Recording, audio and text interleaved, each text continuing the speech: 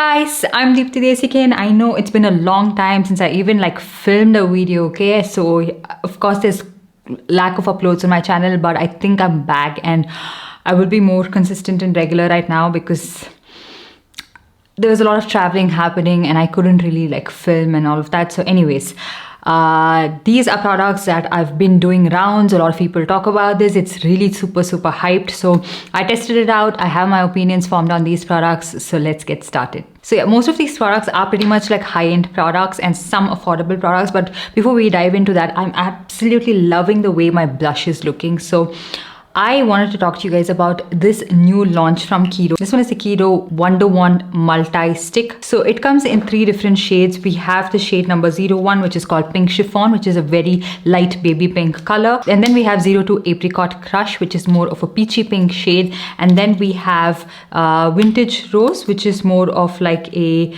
deeper peachy pink shade. Initially when I saw the shade 01 Pink Chiffon, I was like, okay, this is definitely not going to show up on my skin, but it actually did a really good job of showing up on my skin. So these don't really lack pigmentation at all, and this would work, this particular shade would work for people up to medium skin tones, and it gives you the most subtle light flush of color. These sticks are super creamy, super lightweight, very blendable, and sometimes with stick products it is such that they don't really blend easily and you take a lot of time. Sometimes it's dry, it skips. This is not like that. It's not extremely dewy, it's not extremely matte. It has that light airy velvet finish on your skin. It looks super seamless, super natural, and it is something that you can use for different purposes as well. You can use it on your eyes. I have a blend of this shade and another shade on my eyes, on my cheek as well. You can use it on your lips as well because these are really nice and hydrating. This contains rosehip oil, moringa oil and avocado oil, so they have that nourishing hydrating ingredient to it as well. So I have this shade in Pink Chiffon initially on the high points of my cheek, and then I have the shade Vintage Rose, which would definitely work for people with medium tan and deeper skin tone. And so yeah, really nice and pigmented, very lightweight, very blendable, very buildable as well. So in case you wanted to build on your blush, so that is the right way to go. So I took the blush on the back of my hand and then picked it up on the blush brush and then apply it on my face, because I don't like to go ahead with a stick product just straight away on my face, because I feel like it would move the product around, skip on my face maybe, or sometimes look a little too intense. So I like to build on my blush like I did today, mix and match the shades and all of that. And this is again not sticky at all, not heavy feeling. It is a versatile product. You can use it for multiple purposes if you want to. It's easy to carry around, it's very convenient, and you can use it for your eyeshadow, your cheek, your lips and all of that. So definitely do check these products out. Anyways, next up, moving on to a moisturizer, which is a high-end moisturizer. This one is the Charlotte Tilbury Magic Cream, and this is, I know, raved after. This is not a new product, but it's raved after by so many people, celebrities, makeup artists, celebrity makeup artists, influencers, everyone, and I thought I'll get it, and I did go ahead and get the 50 ml of it because they do have a refill of this. So in case I happen to like it, which was a big risk that I did take, so if I did happen to like it, I can get the refill and keep using this one as well. And sometimes the refill is on pretty good discount on Nykaa. So I loved this moisturizer. I know this has a very mixed opinion. It's like any other moisturizer. Is your Bioderm Autoderm cream just as good? Yes, in fact, you don't really have to invest in a high-end moisturizer like this. If you have your Bioderm Autoderm cream, your affordable moisturizers pretty much do it. I have the CeraVe moisturizer, which again does pretty much the same thing, but I feel like there's something about this I love.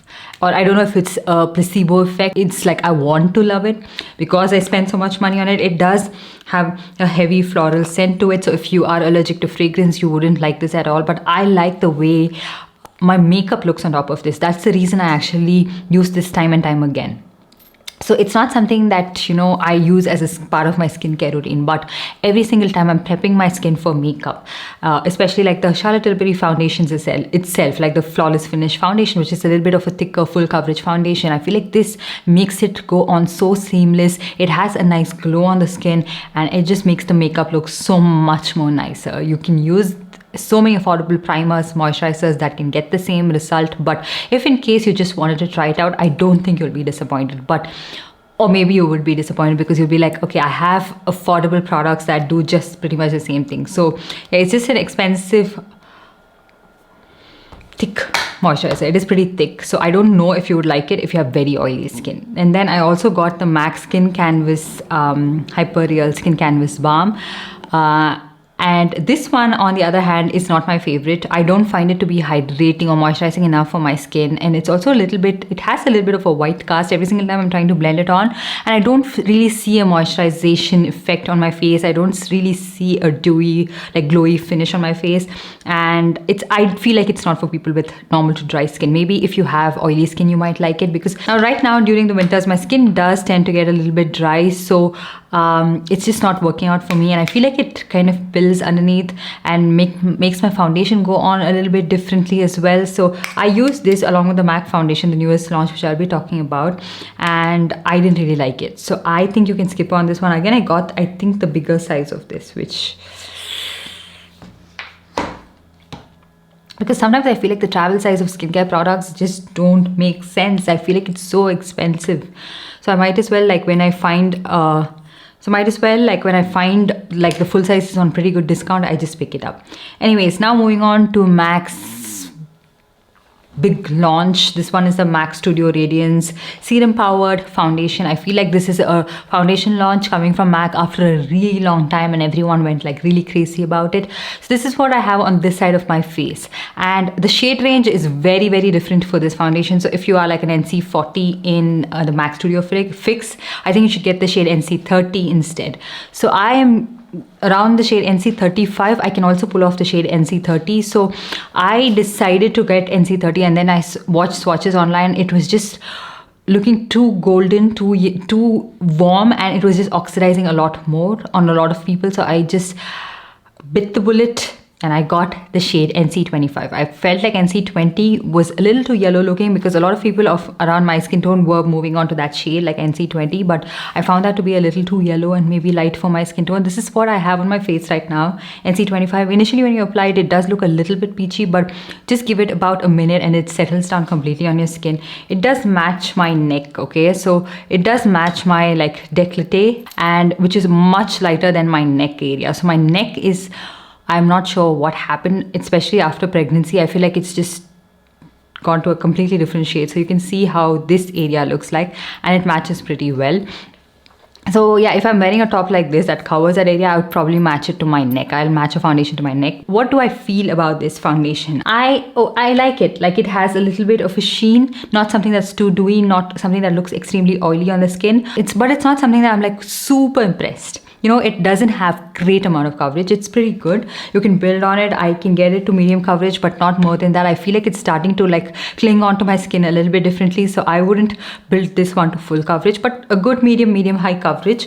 But is it something that, you know, probably you don't own in your collection already? I'm not sure. Maybe you already have it. And I did prep my skin really well, and I still can't see like that radiance that they're talking about. It just looks like any of my other foundation. It has a nice satin finish, not a dewy finish. And so if you are a dry skin person, or if around winter times you're trying to look for a little bit more of a glow or a dewy finish, I'm not sure you'd find this. And one more thing I noticed, like if you pump this foundation on your hand and leave it on for some time, and then like, you know, you go about your day and then you look at your hand, you can see tiny shimmer particles on your hand. Very tiny, very minute shimmer particles. Like, it doesn't translate like that on my face because it's really minute. It's very tiny, but just something probably a lot of you would want to know, because I haven't heard a lot of people mention about this shimmer in it, and it took me by surprise when I like pumped it on my hand and I was trying to match it. By the way, I just matched this shade myself watching videos online. I don't have the time to go to a store and get myself shade matched. So yeah, that's something you probably want to know about this foundation. So if you have like maybe textured skin or maybe dryness, I'm not sure if that shimmer would show up and like cling onto your skin. It's not like something that is visible. I can't really see it at all because it's like very closely packed, but yeah, it looks good on the skin. It's not something that is showing up, but just something I wanted to let you know. And I also tried another very raved after foundation. This one is the M.A.C light reflecting foundation. I initially ordered this, then canceled my order. I was like, okay, I really have a lot of foundations and I am going to come up with a haul sale. I picked up some products. I also picked up some products from Sephora. the Fifth Avenue store. So I have a lot of foundations right now in my collection. So I was like, okay, might as well just get this as well and then do a comparison video, maybe just, you know, for reference. This is what I do. A lot of you let me know that you absolutely love this NARS light reflecting foundation and you're like, there's nothing like that in the market, so just try it out. And I do agree. I really like this one over the MAC foundation. MAC I have on this side, the NARS one I have on this side, and you can see this one does look a little bit more luminous, you know. It's both of these are radiant looking foundations, but this one has a little bit more of a luminosity, and this doesn't have those tiny shimmer flecks in it. So yeah, I like it. It doesn't cling onto the skin differently. You just need a little bit of it and it gives you a really good medium coverage, but it doesn't look too much on the face. And the shade Barcelona is a pretty good match for my skin tone. I really like it. I used to use the shade Valencia from the Radiant Longwear foundation, but I find it to be a little too orange looking on my skin. So this shade in Barcelona, I feel like is a pretty good match. And both the foundations so far haven't oxidized on my skin. Like I was expecting this one to turn to a couple of different shades, but it is actually matching my skin tone pretty well, so I really like that. So both the foundations are not like really oxidizing a lot. Concealer, a concealer repurchase. This one is the Pat McGrath concealer. I got this for 2,300 and I found this to be a really good steal.